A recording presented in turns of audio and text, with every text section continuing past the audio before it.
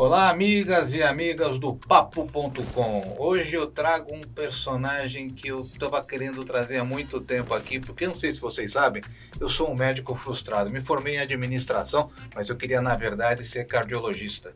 E hoje eu estou trazendo para bater um papo com a gente Dr. Ronaldo Honorato Barros Santos, que é formado em medicina pela PUC, é médico assistente do INCOR e membro eleito da Associação Brasileira de Transplantes de Órgão, a BPO.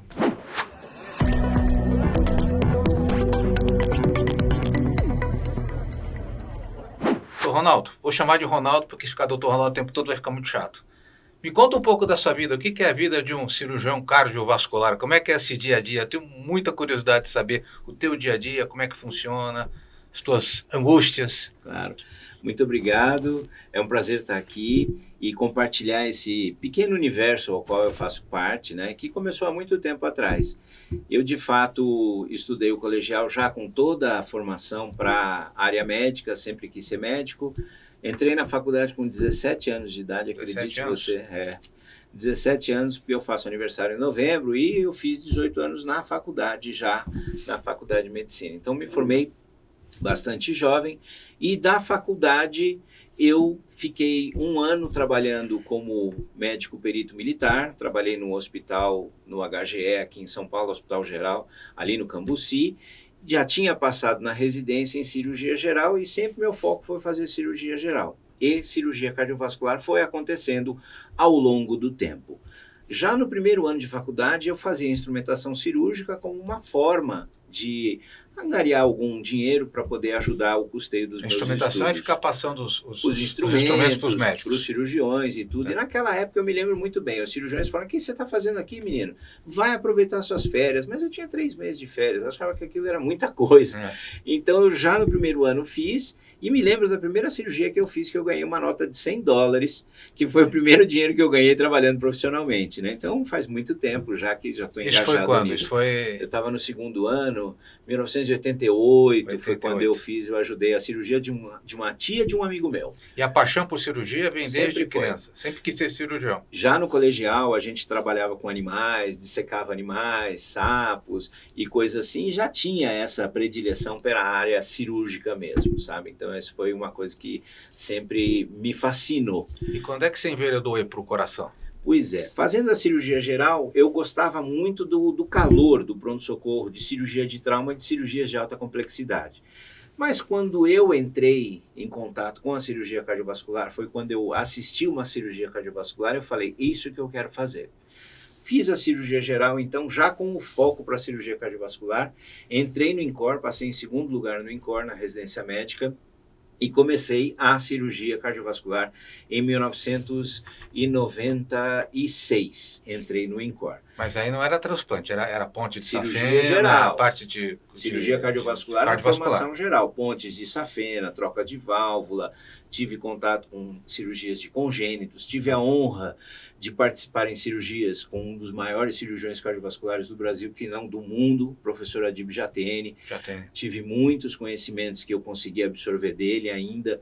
Tive a honra de participar em algumas discussões com ele na época em que ele era ministro da Saúde, então foi realmente muito enriquecedora a minha formação no Instituto do Coração.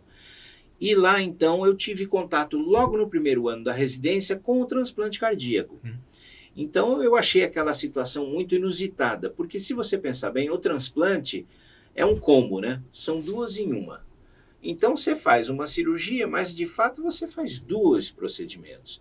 É um procedimento onde você faz a captação do órgão, onde envolve todo um processo de demanda logística, de preservação do coração das formas que hoje são moderníssimas, que a gente traz corações preservados em soluções que podem fazer o tempo de isquemia, o tempo fora do corpo se prolongar. Isquemia, né, é evitar que o coração fique duro, é isso que enrijece?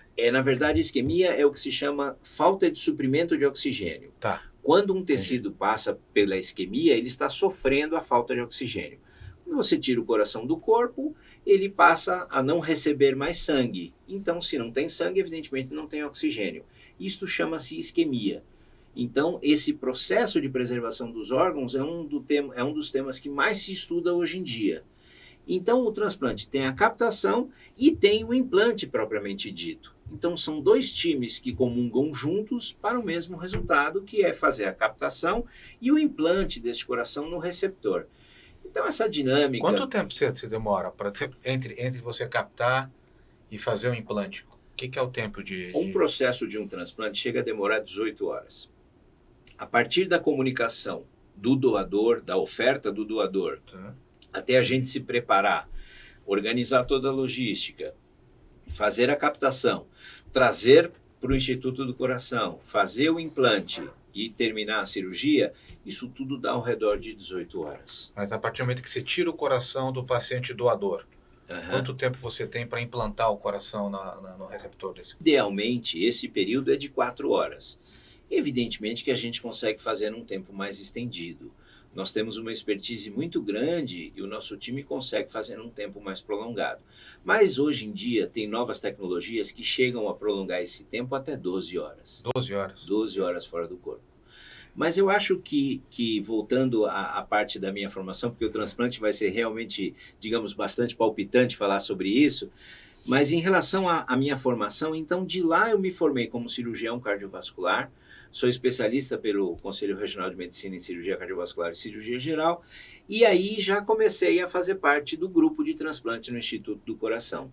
De tal sorte que de 2003 a 2005 fui médico colaborador no grupo, em 2005 fui contratado e de lá então até agora trabalho junto ao grupo de transplante cardíaco adulto no Instituto do Coração. E me diz uma coisa, eu fico imaginando assim, você não tem horário, né? Não. Porque nós estamos aqui batendo um papo com você, pode tocar o celular, doutor? Vem para cá que apareceu um coração. É assim que funciona? Qualquer hora pode acontecer um chamado, acontecer. Quer dizer, localizou, aconteceu um falecimento e tem o órgão. Vamos falar do órgão, vamos falar um pouquinho do setor de coração. Tá. Eu tenho um dado aqui que a cada 90 segundos morre alguém no Brasil, é isso? Fruto de alguma doença do coração, uma cardiopatia. O que a gente pode fazer? Primeiro, essa é uma realidade e por que isso está acontecendo no país? As doenças cardiovasculares são a principal causa de óbito no nosso país. É impactante esse número, de fato impactante. Mas nem todas estas pessoas seriam candidatas ou podem ser consideradas aptas a fazer o transplante. O transplante, ele é uma cirurgia, ele é um procedimento que vai ser muito bem selecionado para quem vai recebê-lo. A insuficiência cardíaca hoje é a principal via final da maioria das cardiopatias. Então, a miocardiopatia hipertensiva, a miocardiopatia alcoólica, a miocardiopatia valvar, a miocardiopatia chagásica, que no nosso país nós temos milhões de pessoas que são acometidas pelo barbeiro, através do Trypanosoma cruzi, e também as doenças congênitas. Hoje, o paciente cardiopata, ele consegue sobreviver melhor. Nós fazemos o diagnóstico do infarto melhor, sabemos tratar melhor do infarto. Então, há algumas décadas atrás, a mortalidade do infarto era 30%. Hoje, nos melhores centros do mundo, ela está em torno de 8%, e alguns centros internacionais até um pouco menor do que isso. Então, a gente consegue tratar mais, e com isso os pacientes vão envelhecendo, portadores daquelas doenças que já são acometidos normalmente pelo próprio envelhecimento. Então, isso faz com que nós tenhamos um número de pacientes, um número de pessoas que vivem razoavelmente bem medicados, os remédios se melhoraram, se aperfeiçoaram, mas na via final, uma pequena parcela destes pacientes não consegue mais ser tratado nem com remédio, nem com cirurgia. E é onde o transplante pode ser indicado. Aqui, a pessoa que infarta, é um infarto normal, entupiu a artéria, você fez a desobstrução, essa pessoa vai ter uma insuficiência cardíaca ou não? Depende de alguns fatores. A localização do infarto, a extensão do infarto, qual artéria foi acometida, quanto tempo essa pessoa levou para ser atendida e os fatores de comorbidade. Então, o fundamento que a gente poderia ter para reverter esses dados que você está me falando não é o transplante, passa pela saúde preventiva. pelo atendimento à população nos níveis básicos de saúde. Então, programas como tratamento da hipertensão, programas como fomento aos medicamentos gratuitos para o tratamento da hipertensão, o combate do diabetes e o tratamento adequado do diabetes, o entendimento de que essas doenças são crônicas e degenerativas, faz com que nós tenhamos menos pessoas que evoluam para a insuficiência cardíaca. Ou seja, é tratar lá quando a pessoa tem 30 anos de idade, já tem um sinal de hipertensão, já tem um sinal... A prevenção é o segredo desse processo. Como é que a gente está hoje no Brasil em relação a isso? A medicina preventiva, infelizmente, no Brasil, historicamente, sempre foi muito relegada a um segundo plano. Então, infelizmente, nós temos muito dinheiro gasto no tratamento das doenças e pouco dinheiro investido na prevenção das doenças. Países como os Estados Unidos e alguns países europeus investem boa parte do seu PIB na assistência à saúde. E boa parte deste dinheiro é investido em medidas preventivas. Com isso, o que nós podemos fazer? Tratando melhor a hipertensão, a gente faz com que as pessoas vivam mais, melhor e com mais qualidade. Então, essa pessoa dificilmente evoluirá para a insuficiência cardíaca. Então, veja os Estados Unidos. Os Estados Unidos hoje enfrentam uma pandemia que se chama obesidade. 80% terrível lá, né? Da população americana é obesa. É até mórbida, né? Chega aquela obesidade em grau avançado, né, que ela é obesidade mórbida. Então, com a obesidade você tem disfunção da insulina, vira diabético. Você tem resistência vascular periférica aumentada, hipertensão. Você tem todos os principais fatores de risco para o desenvolvimento de uma insuficiência cardíaca. Por isso que nos Estados Unidos, alguns estudos recentes falam em 500 mil novos casos de insuficiência cardíaca ao ano. Anualmente. Nossa. Mas nem todos desses 500 mil são elegíveis para o transplante. Porque tem pessoas que não atingiram ainda a falência do tratamento. Por exemplo, a mudança dos hábitos alimentares, hábitos de atividade física, deixar de fumar, o controle da hipertensão e do diabetes, certamente farão com que essa pessoa reverta o seu grau de insuficiência cardíaca. Mas aí, Ronaldo, o ponto é interessante. Tem duas doenças aí que ainda a hipertensão dá algum sinal, né? Esse é a o problema. Diabetes não dá. A diabetes é um bichinho que está lá, né? E você vai levando e tá lá com a glicemia lá em cima e come o doce, e eu sou feliz. E não é o doce, né? Às vezes é o salgado, né? Que está lá. Às vezes o salgado engana mais do que o doce, né? Então, como é que você cria essa consciência? A partir de que idade a pessoa tem que começar a se preocupar com esse tipo de situação? Hoje, cada vez mais, os cardiologistas, né, os clínicos, eu sou cirurgião cardiovascular, mas os clínicos cada vez mais recomendam e preconizam atividades e hábitos de vida saudável. Todo mundo sabe que fumar faz mal à saúde. Então, a gente tem que colocar isso na cabeça do jovem. Mesmo aquele cigarrinho aquele que é o... Pôs na boca, saiu fumaça, potencialmente letal. Não importa se é cigarro eletrônico, cigarro de palha, cigarro feito, manufaturado, charuto, pela indústria, o que quer que seja. Pôs na boca, sai fumaça, potencialmente letal. Então tem que evitar. O jovem que fica sedentário tem que ser combatido e tem que estimular a prática esportiva. Então, se a gente conseguir mudar o mindset, mudar a cabeça dessas pessoas, visto que, como você muito bem colocou, esses são inimigos indolentes, são inimigos silenciosos, às vezes a pressão manda sinal. Quando ela manda, é um AVC. E aí uma pessoa AVCzada jovem é uma pessoa que vai ficar comprometida e vai consumir dinheiro do sistema de saúde, sem falar que vai consumir de todo o âmbito familiar que o cerca. E, além de tudo, deixará de produzir para a sociedade. Ao contrário, será um consumidor pleno de todos os processos de saúde que lhe são ofertados. Nós temos o Sistema Único de Saúde no Brasil, é tudo gratuito. Mas imagine você se de uma hora para outra tivermos 1 milhão de pessoas consumindo desse sistema. Se a gente tiver 500 mil, evidentemente que o dinheiro poderá ser aplicado de forma melhor para aqueles outros que realmente ficaram muito mais doentes, né? Então, o dinheiro da saúde no Brasil ele é um dinheiro pequeno e é finito. Os Estados Unidos investem cerca de 4 a 5 trilhões de dólares em saúde. E mesmo assim, esse dinheiro não dá conta. E aí tem uma falsa, assim, não sei se o senhor tem a sua opinião, uma falsa impressão de que o remédio vai salvar. O remédio ajuda. Né? Quer dizer, não, vou ter aqui um probleminha, vou tomar um remédio para hipertensão, vou tomar um remédio para... Chega uma hora que o remédio tem o seu limite, né? Sim. De ação. Ele precisa contribuir, a gente precisa andar, né? Precisa fazer precisa sair dessa inércia, né? Sim, assim como o médico. Muitos pacientes acham que ir ao médico é se tratar. Não. O médico, ele orienta, ele baliza, ele norteia o tratamento. O médico não fica em casa checando se o paciente está realmente tomando remédio. O médico não fica em casa olhando se ele está comendo ou não. O que ele está comendo. Está caminhando, se ele está praticando atividade física. Então isso chama-se aderência. Eu posso te consultar, posso fazer uma consulta magnífica, te mandar uma série de orientações e alguns remédios, mas se você não fizer, o tratamento não vai ser eficaz. Lógico que a gente consegue perceber. O médico tem sinais e que a gente percebe. E aí há que fazer uma conversa com o paciente e tentar aderi-lo ao tratamento. Paciente que se trata é paciente aderente. Então, às vezes, o diabetes é uma doença difícil de tratar. Por quê? Porque ela cerceia o paciente. Ela faz limitação alimentar, restrição a alguns alimentos. Então, você é chamado para uma festa de criança. Tem o quê? Bolo. Você não pode comer bolo.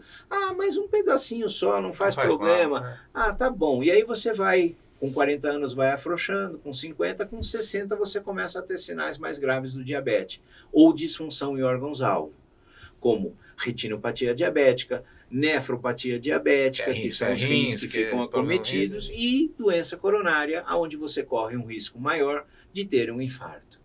Então, não é realmente... não dá para descuidar, no fundo é isso. Quer dizer, o cara que tem que se readequar a uma realidade que é a nova... Agora, eu queria te perguntar um pouco, a Covid trancou todo mundo em casa.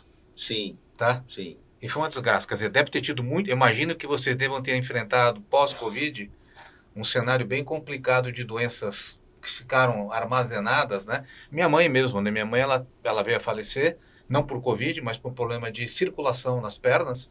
Mas ela era uma senhora de 94 anos, Ronaldo, que ela caminhava todo dia 2 horas. Sim. Ela pegava o carrinho dela, ia para o supermercado com a moça cuidadora, e ela ficava passeando durante 2 horas. E ela nunca teve problema circulatório.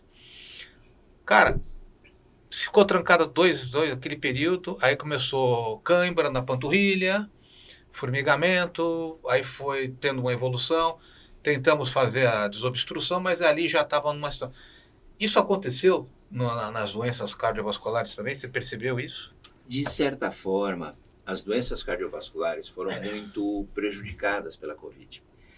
Eu tive um momento muito desagradável no Instituto do Coração, onde a Covid realmente varreu a nossa lista de receptores de transplante de coração. Se foi difícil para sua mãe, que não tinha nenhuma outra doença associada, ela só tinha um problema de circulação, imagina para aquele que estava um leito de hospital, esperando por um transplante de coração, às vezes recebendo medicações que ajudam o coração a funcionar. Infelizmente, nós tivemos uma mortandade elevadíssima.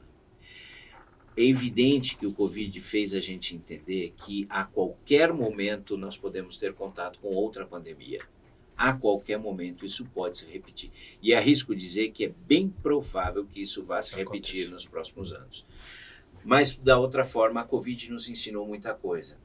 Ensinou que o principal é que tenhamos compaixão, é que tenhamos amor ao próximo, é que tenhamos o entendimento de que não é só tratar, mas o fundamental é prevenir. Então, na pandemia, nós não paramos. Nós fomos fazer captação de órgãos, mesmo em hospitais que eram em Covid. Eu fui captar coração num hospital que era um covidário em Goiânia, que o motorista da ambulância, quando eu cheguei, ele falou assim, o senhor sabe onde o senhor está indo? Eu falei, não sei. Aqui só tem Covid nesse hospital. Eu falei, tudo bem. E qual é o problema? Não, mas só tem Covid. O senhor entendeu o que eu estou falando? Eu falei, eu entendi. Então, veja, como eu me preveni? Eu tenho 6 vacinas. Eu tenho já a 2ª recombinante. É a forma como você encara. Tem pessoas que pararam na 3ª, porque cederam às fake news, não gostam de tomar picada, ou seja lá qual o motivo, não foram adiante no tratamento. Então, o relegar de uma doença, como você citou até agora, imagine as outras doenças que são indolentes e as doenças que não mandam sinais. Se o Covid matou um monte de gente, mesmo assim as pessoas têm a negação, Imagina as doenças. Ah, não, mas não tem problema, a pressão está mais ou menos e tudo, eu me cuido razoável, eu penso nisso depois, eu tenho outros planos para fazer agora, isso não é importante. E, na verdade, é importante, porque quando você fica mais velho, a sua reserva ela é menor e, consequentemente, você tem mais dificuldade de tratar. É aquilo que você falou, cada dia importa, né? Todos os dias importa. Cada dia importa. Quer dizer, cada dia que você deixou de andar, cada dia que você deixou... E você não precisa ter academia, você pode fazer em casa, você pode ter, é só ter a disciplina, né? Tem atividades que você faz em casa, você tem esteira, você tem bicicleta, você tem hoje pessoas que trabalham, profissionais que vão até o seu domicílio ou pela internet, né? Porque nós temos videoaulas que podem ser dadas e tudo mais. No YouTube, né? Tem várias, né? Pode fazer, é só querer, né? É só querer. Entendeu? É difícil, eu sei, todos nós temos uma rotina muito, muito pesada, mas como alguns amigos meus dizem, que não é que eu não tenho tempo, talvez eu não saiba administrar o tempo que tenho. É evidente que num país como o nosso a gente corre atrás do dinheiro, nossa situação econômica é diferente de uns Estados Unidos, de países americanos ou de países europeus, eu quis dizer, então é difícil. Né? É um país em que a gente tem muitas situações que são, às vezes, nos pegam de calças curtas. Né? Temos uma carga tributária muito alta, mas é gerenciamento, basicamente, com isso. E aí vem a questão da saúde, o gerenciamento da nossa própria vida. Né? É a questão que você coloca assim, uma vez eu falei para um cliente, um amigo meu, falou, olha, eu não tive tempo de ver isto, né? Ele falou, se você tivesse me priorizado, você teria tido tempo. Então, um pouco, prioriza a sua saúde, né? Isso que você está falando. Prioriza acorda meia hora mais cedo, né? Vai lá na cadeira, faz o exercício de agachamento, anda, né? Então, o ideal é não lembrar da saúde só quando ficamos doentes. É lembrar da saúde enquanto somos saudáveis. Porque aí você se prepara para uma vida melhor. Agora, me diz uma coisa. Quais são, assim, a pessoa que está nos acompanhando aqui, quais são os primeiros sinais ou de uma insuficiência cardíaca, ou de cardíaca, o cardiovascular, ou cardíaca, né? Ou de um princípio de infarto. Essa é a dúvida de todo mundo. Porque tem muita coisa que você não você não tem uma falta de ar, mas não é cardíaco. Quais são os principais sinais? A doença coronária, que seria o princípio de infarto, é um pouco diferente da insuficiência cardíaca. Uhum. Como eu disse, a insuficiência cardíaca é a via final das doenças cardiovasculares. Insuficiência cardíaca ela é caracterizada pela falência do coração, quer em parte ou no todo, em fazer sua função. Qual é a função principal do coração? Exercer o papel de bomba. E como bomba, ele é responsável por a manutenção do fluxo sanguíneo, da circulação sanguínea de uma forma geral. Então, a pessoa que tem a dor no peito e que tem a sensação de que sente que tem dor no peito, que a dor não passa e pode estar tendo um infarto, ela deve procurar o médico. Mas a insuficiência cardíaca é um passo depois disso, porque o infarto ele pode ser tratado adequadamente, ele pode ser tratado quer percutaneamente através do implante dos stents ou através da cirurgia de revascularização do miocárdio. A insuficiência cardíaca já é uma etapa adiante, onde a gente trata o paciente, onde às vezes ele faz 2 cirurgias de coronária, 3 cirurgias de coronária, e onde a doença é tão severa que não há mais como tratar a coronária. Que significa? O coração perde a força, é isso? Ele fica fraco, ele perde a capacidade de exercer a função de bomba. Então ele vai perdendo função, ele vai se enfraquecendo.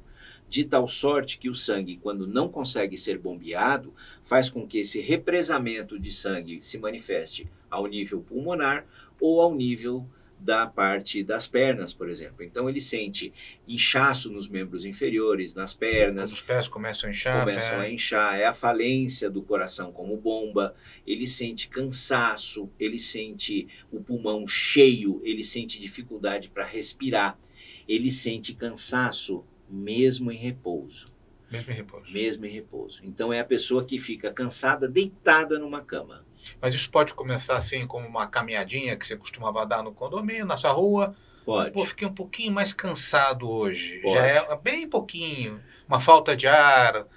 Já pode ser o início de um... Já. É por isso importante se conhecer a si próprio. E se você tem um médico que te ajuda a te conhecer, é melhor.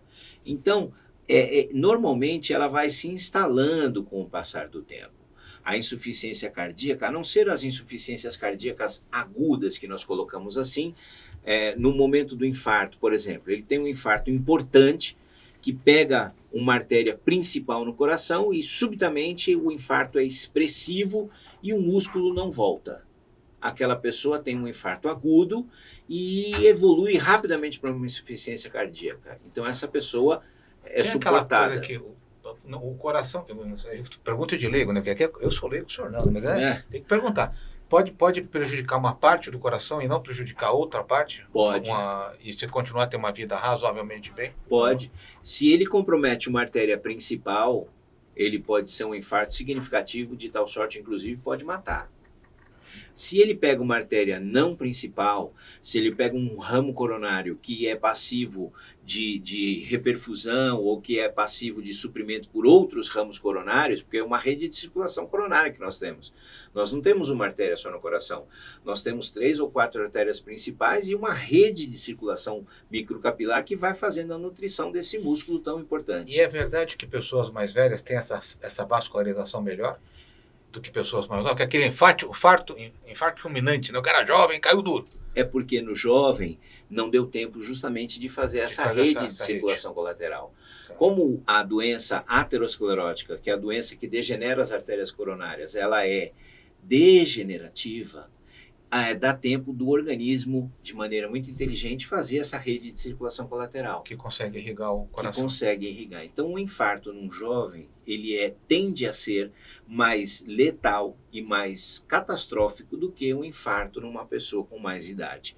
Porque a doença vai obstruindo lentamente e o organismo vai hipertrofiando as outras artérias, vai desenvolvendo novas artérias para que a irrigação não seja comprometida, para que a bomba continue funcionando minimamente ali. Exatamente. Fundamentalmente, a insuficiência cardíaca é a falência da bomba. Então, vários mecanismos levam à falência da bomba. No caso aqui, nós estamos falando sobre a insuficiência cardíaca isquêmica, a falta de suprimento sanguíneo para essa bomba. A miocardiopatia chagásica, por exemplo, é o parasita, o Trypanosoma cruzi, que vai no coração, causa um processo inflamatório, compromete a função do músculo, propriamente dito, e do sistema elétrico de condução. E não tem vacina, tratamento para isso hoje? Tem o tratamento para isso. O tratamento para a doença de Chagas é a melhoria social. Então, é não termos populações vivendo em casas de pau a pique, é uma melhor acolhida do sistema social como um todo. Enquanto nós tivermos populações nos interiores de Minas Gerais, Paraná, que são áreas endêmicas... Paraná também? Também. Áreas endêmicas do barbeiro e do Trypanosoma cruzi, né, que é o principal agente etiológico, então isso fica mais fácil de combater. Então, o barbeiro, ele mora na casa do pau a pique. Ele vem, pica a pessoa à noite, no rosto, preferencialmente, porque por isso que ele se chama barbeiro, e na picada ele defeca. A pessoa coça à noite, o Trypanosoma cruzi está nas fezes e entra na corrente sanguínea através da entrada do Trypanosoma cruzi, que ele vai no músculo, ele tem predileção pelo músculo cardíaco, pelo esôfago, pelo colo intestinal, e ele fica alojado no organismo. Só órgão vital, né? Só coisa que é importante. E ele fica alojado. Então, antes de tudo, é um problema social. A gente ser acometido por um parasita, o Brasil é campeão de doença de Chagas. Nós temos doença de Chagas na Venezuela, temos doença de Chagas na Europa. Não existe. Temos nos Estados Unidos. Tem um pouquinho entrando pela Califórnia ali, porque está vindo pelo México ali, em populações mais pobres, mas evidentemente que não tem casa de pau a pique nos Estados Unidos. Pelo menos eu não conheço. E você falou Chagas, a segunda causa? Doença valvar. Então, uma etiologia valvar. Então, uma pessoa que nasce com uma válvula cardíaca comprometida, ou esta válvula se degenera ao longo da vida, e aí é necessário fazer a troca dessa válvula, mas a pessoa vai mitigando, não faz a troca. Quando ela chega para o médico, ela está com o coração tão distendido, tão dilatado, que já não há mais a possibilidade da substituição dessa válvula. Você tem que trocar o órgão como um todo. Então, novamente comprometendo a função de bomba. Né? Então, esses mecanismos... O coração é um órgão simples, né? Fundamentalmente... Se você comparar com outros órgãos, ele é uma bomba, né?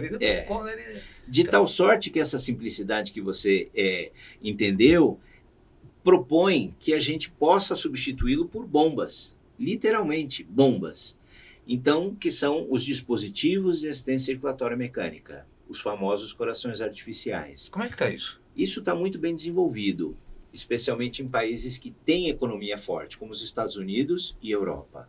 O Brasil, infelizmente, não tem condição de desenvolver esse tipo de dispositivo, nem de implantá-lo. Esse dispositivo custa mais de R$1 milhão ao preço hoje aqui para o Brasil. Mas você implanta no peito, ele é interno? Você tem tanto implantável internamente como paracorpóreo, ou seja, ao lado do corpo. Então, o implante de um dispositivo, por exemplo, nos Estados Unidos, mais de 40 mil americanos possuem um dispositivo desse implantado no peito. Então, a bomba natural, o coração, entrou em falência, você implanta um dispositivo desse, esse dispositivo melhora o fluxo sanguíneo, a pessoa consegue sair daquele estágio crítico que se encontrava e consegue ser elegível para um transplante. Hoje, ele mantém o coração, ele mantém o organismo. Ele não substitui o coração. Exato. Ele faz o papel do coração. O coração continua falido, de tal sorte que essa pessoa ela é elegível para a substituição do coração. Dá para a gente fazer um podcast só sobre bomba, porque isso é uma coisa bastante interessante para a gente falar. Mas é um suporte, isso é uma terapia de suporte à insuficiência cardíaca. Como a gente não tem coração para todo mundo, a pessoa tem que ser suportada de alguma forma. Nos Estados Unidos, eles têm um recurso econômico grande. Cerca de 60% dos americanos que chegam para o transplante estão em uso de algum tipo de dispositivo. No Brasil, nós não temos. Quanto tempo ele pode ficar com esse dispositivo? Ele pode ficar, os mais longevos, ficaram até 8 anos. 8 anos, esperando o coração. Na verdade, aí já não fica esperando por um coração, né? Tem pacientes que ficam tão bem com essa máquina que não querem passar pelo transplante. Porque é uma outra operação, é um risco. Você falou aqui, ele fica aqui em cima, porque o coração está aqui, né? O coração está aqui no meio, né? Então ele fica aqui do lado. Ele fica dentro do tórax. E esse transplante de animais, porque eu vi que tem transplante que parece que o porco tem muito o coração do porco é muito parecido com a anatomia com a nossa. Na verdade, isso chama-se xenotransplante. O xenotransplante já não é novidade. O xenotransplante ele foi desenvolvido há muitos anos atrás. De tal sorte que o primeiro transplante de coração feito que se tem conhecimento não foi entre seres humanos. Foi feito em 1964 por um cirurgião americano que quase perdeu seu diploma, justamente por ter feito essa modalidade de transplante. Então, esse cirurgião, em 1964, James Hardy, ele fez o transplante de um babuíno, ele retirou o coração de um babuíno e implantou num homem, um miocardiopata hipertenso, que não tinha mais opção de tratamento. A técnica do transplante já foi desenvolvida em 1960. Norman Shumway já fazia muitos cachorros. Ele operou mais de 250 cachorros, então a técnica estava muito bem estabelecida. O que não se tinha estabelecido era em que momento que a gente poderia tirar um coração de um ser humano para dar a outro. Quando que uma pessoa era declarada morta. Então, naquela época, não se tinha um conceito firme. Acertava-se que a pessoa morria quando o coração parava. Ora, se o coração para, como é que eu vou tirar o coração para substituir para outro? Como que eu vou preservar esse coração? Então, eles, durante muito tempo, passaram esse dilema.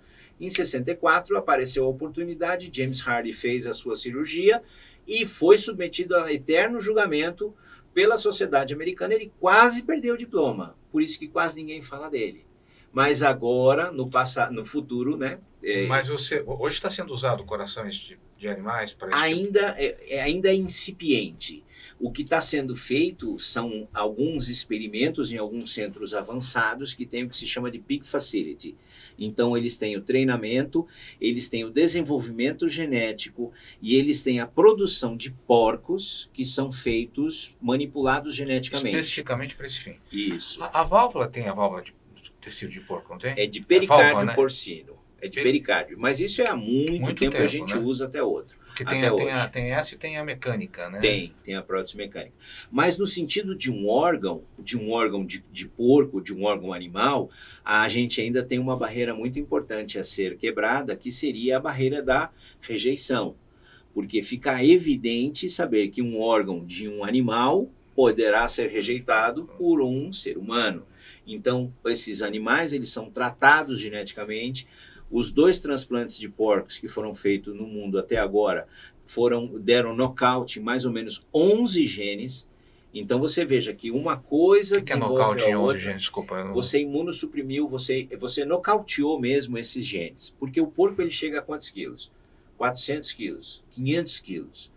Da mesma forma, o coração carrega aquela informação, o coração do porco. Então, se a gente puser num homem, o que vai acontecer? Ele, com aquela informação genética, ele vai continuar crescendo. Chega uma hora que ele não vai caber mais no peito. Então, você tem que bloquear esse gene do crescimento. Então, imagine você quanta pesquisa não foi feita para identificar qual o gene específico do coração do porco que a gente tem que neutralizar.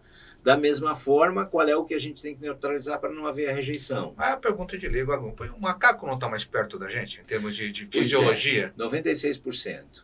96%. Não seria mais natural fazer o transplante? O que está mais fácil para a sociedade? Matar um macaco, que parece mais conosco, ou um porco que a gente consome comercialmente?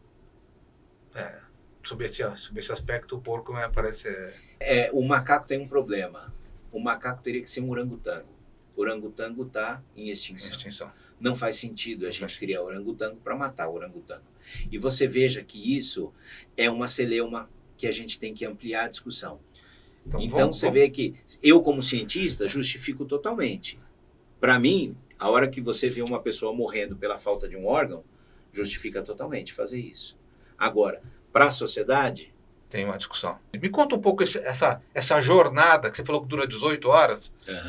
Descreve para a gente, que eu acho que é muito interessante a gente saber. E sim, pode chegar e não serve para o Tamer, não serve para o João. Não serve. Como é que funciona isso? Existem vários critérios que nós chamamos de alocação. Isso nós chamamos alocação. Então, para que haja compatibilidade de um órgão para um outro, de um ser humano para outro, nós temos que ter principal compatibilidade. Sistema sanguíneo. Não adianta eu pegar um coração do grupo A e transplantar numa pessoa do grupo B. Todo mundo sabe que o sangue é incompatível, então não haverá compatibilidade. Então, em geral, o doador e o receptor são do mesmo grupo sanguíneo. Além disso, existem outros 2 critérios, que são o peso. Evidentemente, fica claro de entender que um coração de um homem de 100 quilos não vai caber numa criança de 2 anos, por questões óbvias, e vice-versa. Então, habitualmente, a gente procura fazer a mesma proporção peso para quem doa e para quem recebe. E, em terceiro lugar, o tempo de fila. Então, essa é a legislação brasileira. Tamanho e tipo sanguíneo são as... Tipo sanguíneo em primeiro lugar, tamanho e o tempo de fila seria o desempate. E o tempo de fila remete a uma condição clínica. Quanto maior o tempo de fila esperando por um órgão, tanto pior será a posição do paciente, tanto pior será o estado clínico do paciente. De tal sorte que o doente de coração ele vai se deteriorando. E ele passa por uma deterioração e ele é, então, priorizado. Na priorização, este paciente consegue passar na frente de outro, por quê? Porque corre risco iminente de vida. Então, infelizmente, no caso do coração, quem está mais grave acaba recebendo os corações, tendo a maior oferta. Você tem uma escala disso, de 0 a 10? O paciente nível 10 pode esperar um pouquinho mais? Nível 1, 2 e 3. Esses são os prioritários? Essas são as priorizações. E o que caracteriza esse 1, 2 e 3? Nível 1, o grau 1 de priorização. É um paciente que está suportado por uma máquina, por um coração artificial. Já está com a máquina fora. Já está com a máquina implantada. É um coração que, evidentemente, o coração já não funciona mais. A falência múltipla orgânica dele é muito grave. Ele tem disfunção não só de coração. A gente troca coração, mas a gente trata de seres humanos. Um ser humano tem coração, fígado, rim, pâncreas, intestino. Então é um sistema complexo. Mas a bomba está falida. Então eu consigo implantar uma máquina que vai suportar o indivíduo para que receba um novo órgão. Então, este é o priorizado máximo. É a condição 1, o status 1. Ele fura a fila. Ele passa na frente dos outros. Em nenhum momento ele fura. Não, ele passa, né? Ele passa. Porque furar a fila dá uma sensação de que é poético furar a fila. Não. Não é essa a ideia. A ideia é de que ele está tão mais grave, ele corre risco de vida tão iminente, que ele precisa estar na frente de outro. Isso é Brasil e mundo. Tá. Esses critérios são baseados no Brasil, Atualmente, são 3 status. Nos Estados Unidos, nós temos 8 status que são discutidos porque, como eu disse, os Estados Unidos têm um coração artificial implantável. Então, é uma outra discussão de um outro sistema. O sistema alemão já funciona com ultra high urgency e urgency. Parecido então, com o nosso. Ultra prioridade e não tão priorizado, parecido com o nosso, né? Então, cada modelo, cada país tem normalmente o seu modelo, mas o que remete ao senso comum é que o paciente priorizado, ele tem uma chance de morrer muito alta.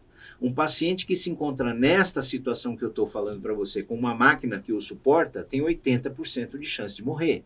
Se ele não recebe o coração hoje, amanhã ele vai ter um pouco mais chance de morrer. Depois de amanhã ele vai ter um pouco mais chance de morrer. Entendeu? Até que chega um ponto em que ele morre. Você falou que ele tem vários órgãos, rim e tal. O que normalmente gera falência, o que é o rim, que contamina? Porque esse cara tem uma insuficiência cardíaca, que o rim é o primeiro órgão a dar sinais que... É um dos, porque são considerados órgãos vitais, coração, pulmão. Mas são órgãos fundamentais à vida, rim, fígado. Tanto que são esses órgãos que a gente fundamentalmente transplanta, que a gente substitui. Então, à medida em que o coração entra em falência, ele leva a reboque rim, que também vai deteriorando o fígado, que também vai comprometendo os pulmões e que compromete o organismo de forma inteira. Pode chegar uma situação em que você negue o transplante porque o rim já faliu ou porque a condição do paciente não suportaria? Pode. Na verdade, a gente não nega, a gente contraindica. A contraindicação é sempre baseada em critérios médicos, critérios firmes, porque por mim e pelos médicos que fazem transplante, nós queríamos transplantar todas as pessoas. Por isso que se tem o transplante de animais. Porque o xenotransplante pode ser uma alternativa daqui a alguns anos, visto que poderíamos ter uma fábrica de órgãos e que poderia nos disponibilizar órgãos suficientes para que a gente implantasse nesse paciente que espera por um coração sendo suportado por uma máquina, entendeu? E como é que está a fila hoje? Quantas pessoas não conseguem chegar ao transplante? Muita gente, infelizmente. Infelizmente, 50% das pessoas morrem esperando por um coração no estado de São Paulo, 48%.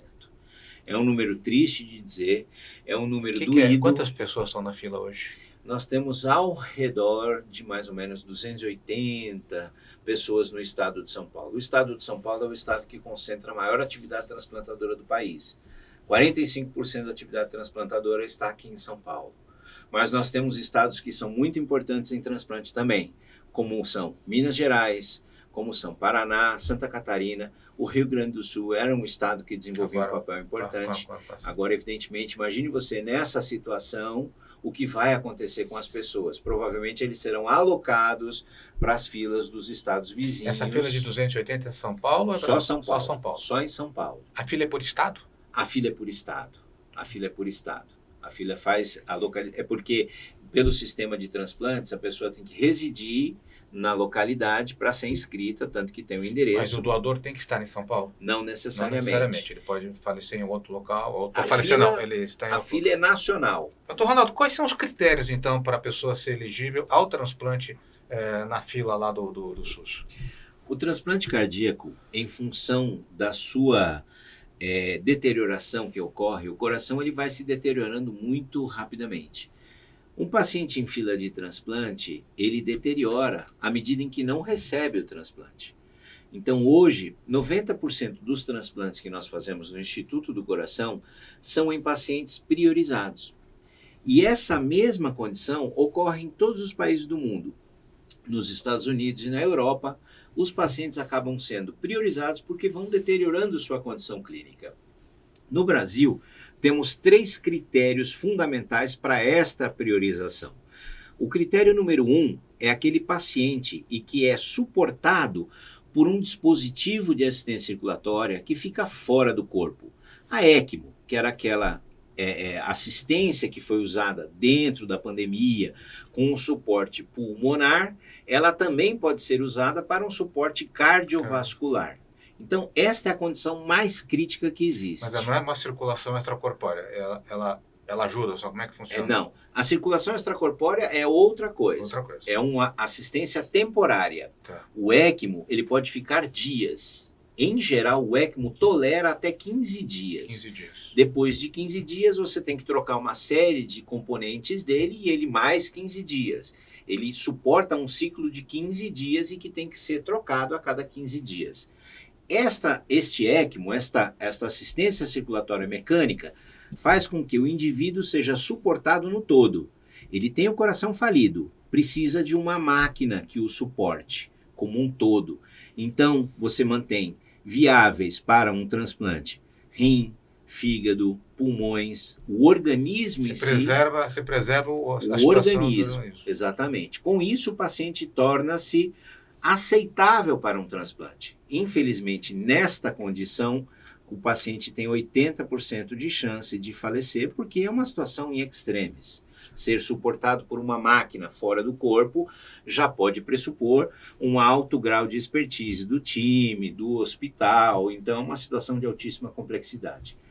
No segundo lugar, que seria o status 2, nós temos pacientes que são suportados por um outro tipo de coração artificial, por um outro tipo de suporte, que é um suporte menor, é um suporte mais fácil de ser implantado, que se chama balão intra-aórtico.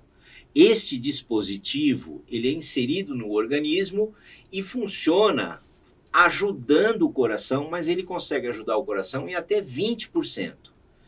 O primeiro suporte que eu falei, ECMO, chega a suportar o coração totalmente. O segundo dispositivo, que é uma máquina também, suporta até 20%. Melhora um pouco. Exatamente. Seria mais ou menos assim, você está com a água aqui, você baixa 20%, você consegue respirar. Então a célula miocárdica está sofrendo, não consegue respirar, não consegue obter o grau suficiente de oxigênio, você baixa aqui, ela consegue respirar. Mas você não tirou a água continua a qualquer momento podendo subir, então 20% é isso aqui que acontece. E em terceiro lugar, o paciente que está grave, mas não como as duas outras situações, e que é suportado por drogas que ajudam aquela força no coração, que a gente comentou no começo, que a força de contração que está fraca, que o coração está entrando em falência, como bomba, você coloca medicamentos que fazem um fortalecimento das fibras miocárdicas e que ele pode suportar por algum tempo esta condição. E esse critério não tem nada a ver com a idade do paciente? Não. Tem a ver com a situação geral do paciente. Pode ser um paciente de 40 ou um paciente de 80? São situações clínicas. Os critérios de priorização são todos eles normatizados pela Central Estadual de Transplantes, são auditados pelo Ministério Público e pela Câmara Técnica Estadual do Estado de São Paulo, e são critérios baseados em clínica, não são baseados na idade, senão por si só, uma criança, teoricamente, teria primazia em relação a tudo isso. Né? E como é que a vida após o transplante? Imaginando que a pessoa conseguiu fazer o transplante, ela tem a qualidade de vida normal, ela pode engravidar, ela pode praticar esporte. Essa é a boa parte de tudo. É evidente que a gente está falando de um cenário que as pessoas podem achar que é tenebroso, né? Puxa, então é difícil fazer transplante, é difícil conseguir muita coisa, mas a boa mensagem: uma vez conseguido, uma vez passado essa etapa, a pessoa vive bem e por muitos e muitos anos. Quantos anos? 35% dos receptores passam 20 anos de transplante, ultrapassam 20 anos de sobrevida. A boa coisa é que você sabe que existem até Jogos Olímpicos de pacientes transplantados. Eu não sabia disso. Pois é, existe uma associação na Inglaterra que promove anualmente ao longo do mundo todo, que é a Sociedade Transplantadora Mundial, né? Então, ao longo do mundo todo, ela faz atividades de jogos, e jogos competitivos. Então são nadadores, são jogadores de esportes como vôlei, como futebol. A gente procura evitar esportes de impacto, né? Então o vôlei tem uma rede, não é de impacto propriamente dito, né? Corrida, ciclismo. Então eu tenho inclusive alguns pacientes transplantados aqui no Brasil que fizeram essa ressignificação da vida. Ficaram acamados, em prioridade, restritos ao leito, entenderam essa mensagem e esse presente que lhes foi dado e hoje são atletas. E também a Sociedade Internacional normatizou a possibilidade de que as mulheres sejam mães.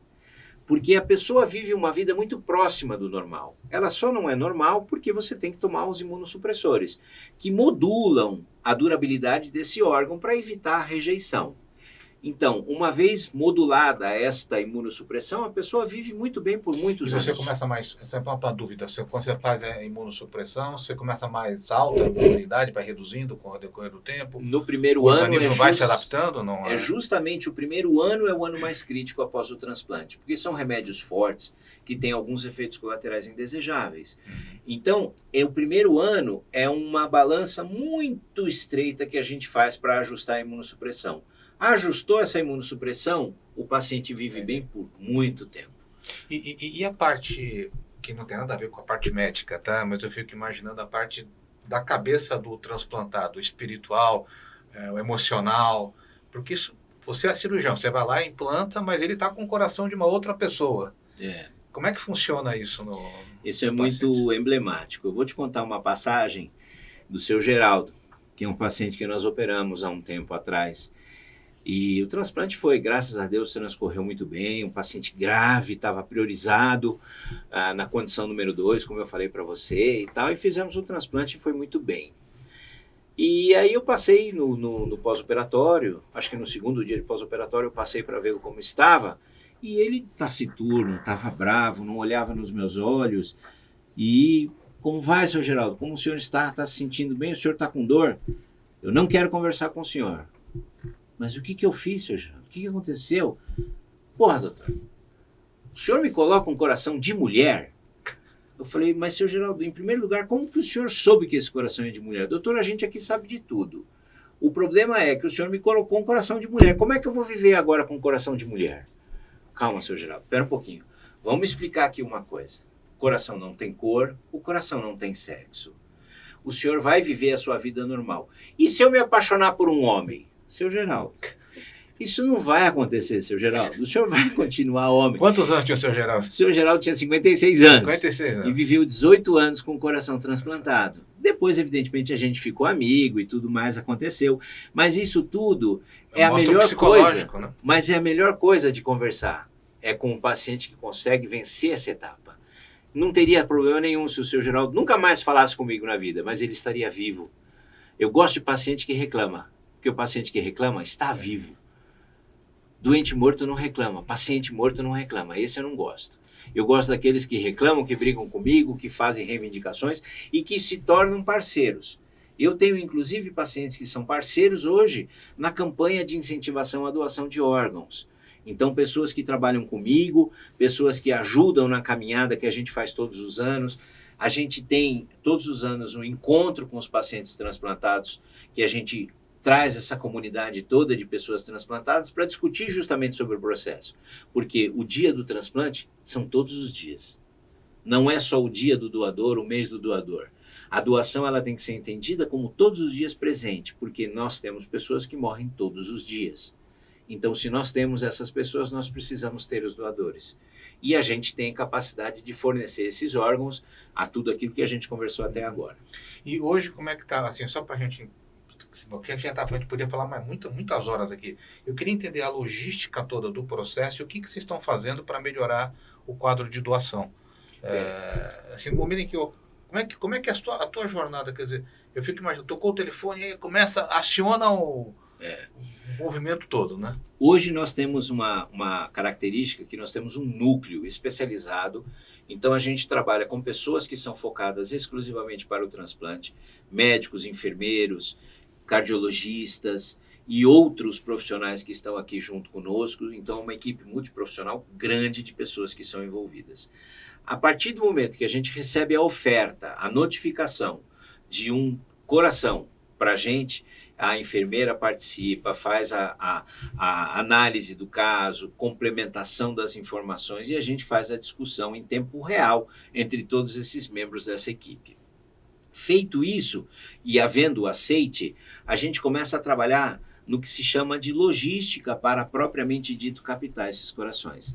52% dos órgãos que são transplantados no Instituto do Coração, eles são transplantados fora da cidade de São Paulo.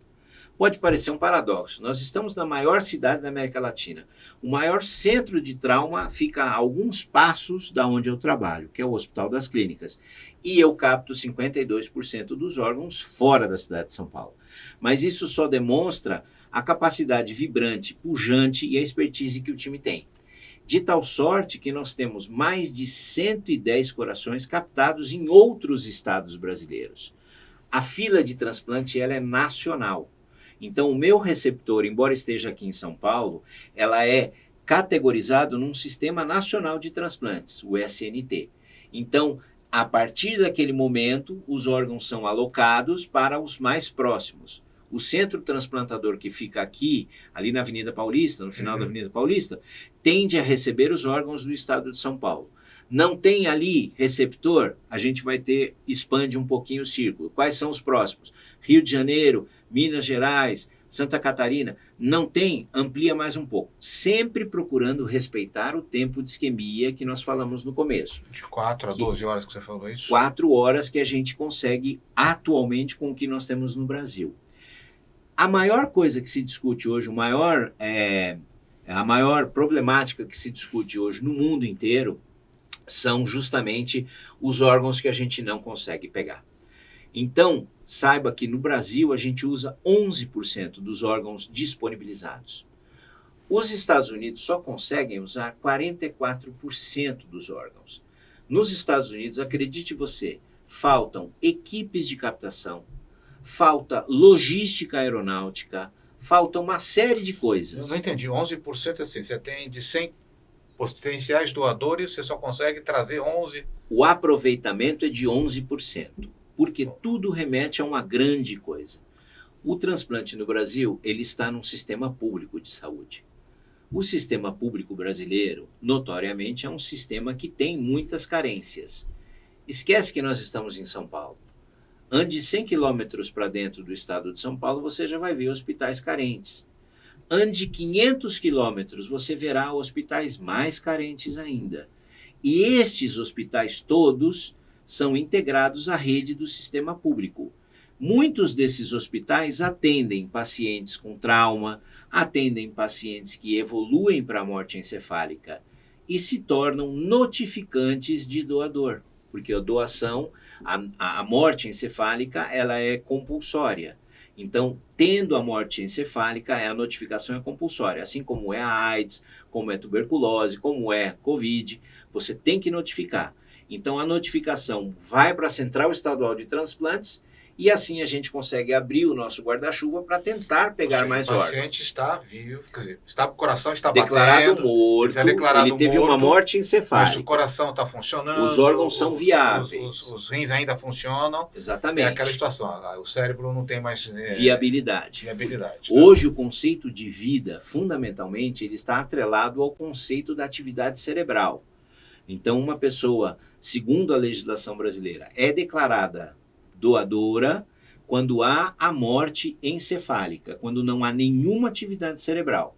E isso é balizado por 2 médicos, são critérios firmes, os 2 médicos, ou às vezes um médico em períodos distintos, com um intervalo de horas, para não haver nenhuma dúvida, e complementado por um exame gráfico, é obrigatório.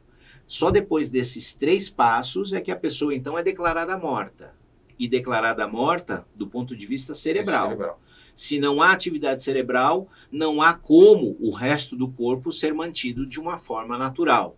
Então a gente suporta este indivíduo que teve esse falecimento cerebral para que os órgãos se mantenham viáveis para que a gente faça o transplante. Você faz a extração, é uma cirurgia feita no hospital, não é feita no hospital de origem. Mas é vocês que fazem ou é a pessoa, o médico? O nosso time que faz. A sua equipe se desloca para o hospital, então, para tirar os órgãos. Por isso que começa aquela logística toda. Então, daquele momento que a gente tem o aceite do coração, o coração está em Americana.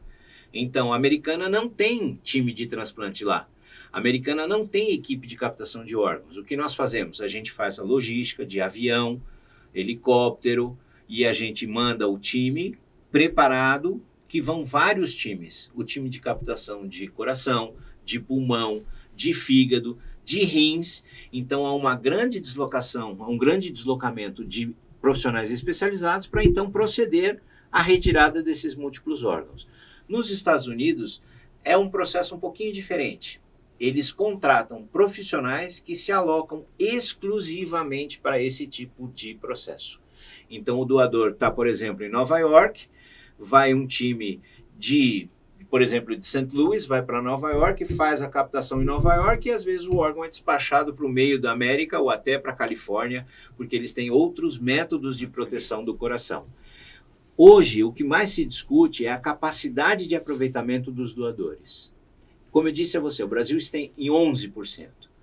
Se tivéssemos investimento, e eu tenho discutido isso com a Secretaria de Saúde do Governo do Estado de São Paulo, com novas técnicas, novas soluções de preservação, que podem fazer o coração durar, ao invés de 4, 6 horas, ou máquinas que podem trazer o coração, ao invés de 4, para 8 até 12 horas, que já são utilizados nesses sistemas mais ricos, como os Estados Unidos e como a Europa, talvez a gente pudesse aumentar o leque de órgãos e o aproveitamento passaria de 11%. Até o raio de onde buscar esse coração. Exatamente. Recentemente, eles foram pegar um coração numa das ilhas ali da América Central, que foi uma ex-colônia francesa, e fizeram pela primeira vez na história um coração com 12 horas de transplante transatlântico.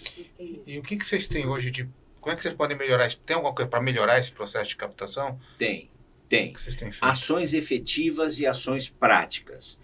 O engajamento da sociedade eu vejo como uma grande forma de mudar ou transformar esse cenário. A transformação da sociedade implica em primeiro lugar, fazer o que nós estamos fazendo aqui. Este papel que você está exercendo hoje é fundamental. Se a gente fala de transplante, levar o conhecimento às pessoas que nos ouvem já faz suscitar a discussão. Puxa, eu nunca pensei que pudesse ser doador. Existe idade limite de doador? Não existe idade limite de doador. Eu posso ser doador? Todo mundo pode ser doador. O importante é que doem os órgãos. Então, conversar sobre doação de órgãos faz com que nós tenhamos menos recusa por parte das famílias, porque no Brasil a doação depende do consentimento familiar. O próprio paciente não pode, expressar isso em vida? Falar, se eu falecer, eu vou ficar... Eu quero doar meus órgãos. Ele pode, mas não haviam mecanismos até então. Agora está havendo um movimento por parte do CNJ e por parte do Supremo Tribunal Federal, cujo baluarte, cujo porta-voz, melhor dito, é o ministro Barroso, e que ele ajudou a desenvolver uma plataforma que se chama AEDO, Autorização Eletrônica de Doação de Órgãos. Então, em vida, a pessoa pode manifestar o seu... Independe da família. Não quero, Exato. mas você manifestou. Na verdade, sempre vai depender da família. Mas a família dá a decisão final. Mas se a pessoa em vida já manifesta a sua vontade, em geral a família respeita a vontade daquele que faleceu. Olha, ele sempre falou, é o que ele sempre quis ajudar o próximo. Então vamos manter a sugestão dele, a opinião dele, vamos manter. Então isso faz com que a negativa familiar seja menor. É diferente de eu chegar num momento de trauma para uma família falar de um jovem de 20, 30 anos que acabou de falecer. É um momento sempre ruim para você abordar isso. Olha, tudo bem, ele morreu, mas me dá os órgãos. Não é assim que faz. A gente não torce para as pessoas morrerem. Ninguém, não. Eu torço para as pessoas viverem. Eu luto da vida. Eu sou médico e o médico trabalha pela vida. Então eu não torço para as pessoas morrerem. Eu não quero que os jovens tenham acidentes para que eu tenha mais corações. Ao contrário. Eu quero que a gente tenha novos mecanismos e que a sociedade entenda que isso tem que ser fluido, que isso tem que ser orgânico dentro da própria sociedade. E que uma pessoa, um doador jovem, ele pode mandar até 8 pessoas, tirar 8 pessoas da fila de transplante. Então essa é uma das ações, a conversa do que nós estamos fazendo. A conversa engajando outros setores da sociedade. Ideal seria que tivéssemos os políticos aqui junto conosco também fazendo, para que tivéssemos mecanismos de incentivo às pesquisas. Por exemplo, o xenotransplante, como nós temos aqui no Brasil, uma das primeiras PIC Facilities do mundo. Que você comentou. Os dispositivos que suportam os corações. E as máquinas que permitem que nós façamos a captação em todo o território nacional. 20% dos corações que me são ofertados à distância, eu não consigo pegar. Porque eu não tenho a logística. E logística significa eu não tenho ou tempo hábil ou mecanismos que me levem até lá. como os aviões. E, Ronaldo, quando você fala em logística, até a FAB, é avião, é helicóptero, A logística, ela implica em tudo. Tanto a preservação do órgão de forma ideal, como quem me leva até lá, o vetor. Então, nesse sentido, nós estamos desenvolvendo um projeto que já está em vias de ser assinado com o governo do estado de São Paulo, que se chama Transplantar. Esse projeto, através do comandante Lira, Francisco Lira, que é do Instituto Brasileiro de Aeronáutica de Aviação, Instituto Brasileiro de Aviação, fez com que nós nos conectássemos. E ele entendeu de tudo isso. E ele, tendo esse instituto ao seu controle, fez com que, então, ele comungasse com as pessoas que têm avião, os aviões privados. 80% do tempo, o avião fica parado. O seu carro, hoje, ele está na garagem. Nós estamos aqui conversando e ele está lá parado. Mas você pagou o IPVA, você está com a sua habilitação em dia, você está com o seguro pago e o estacionamento está pago. Mas seu carro está ocioso. É como se eu pegasse o seu carro e usasse para levar o porteiro do prédio que está com uma dor de barriga e precisa ir até o hospital. Da mesma forma, a gente faz isso com os aviões. Isso chama-se custo afundado. Para ter o avião, você tem que gastar um monte de dinheiro. Piloto, certificações aeronáuticas, manutenção, hangaragem, e tudo isso, 80% do tempo o avião fica parado. O Brasil tem a segunda maior frota aeronáutica do mundo. São 13 mil aviões, e esta frota está em franca ascensão. E desses aviões, eu tenho 4 mil jatos. Imagine você, se nós usássemos 400 jatos. Sabe qual é a frota da Força Aérea Brasileira? 156 aviões. Ou seja, temos uma 3 Forças Aéreas Brasileiras. Sim. Isso está aprovado? Vai ser aprovada essa lei? Essa lei já foi outorgada pela ANAC, que já deu o parecer, que já permitiu que nós fizéssemos essa aviação solidária, com caráter humanitário.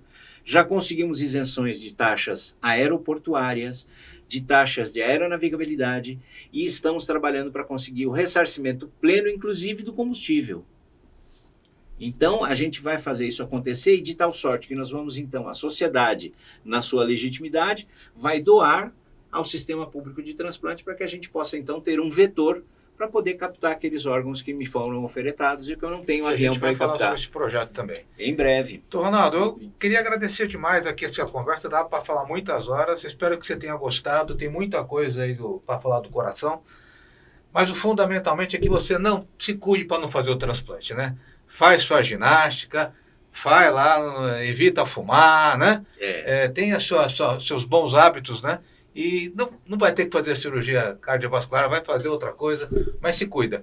Muito obrigado e a gente quer se tiver uma próxima oportunidade. Claro. Gente, se você gostou do conteúdo, dá o joinha aí, se inscreve no canal e a gente vai falar muito sobre esse tema de saúde pública, de medicina. Esse é um tema fascinante. Até lá, gente.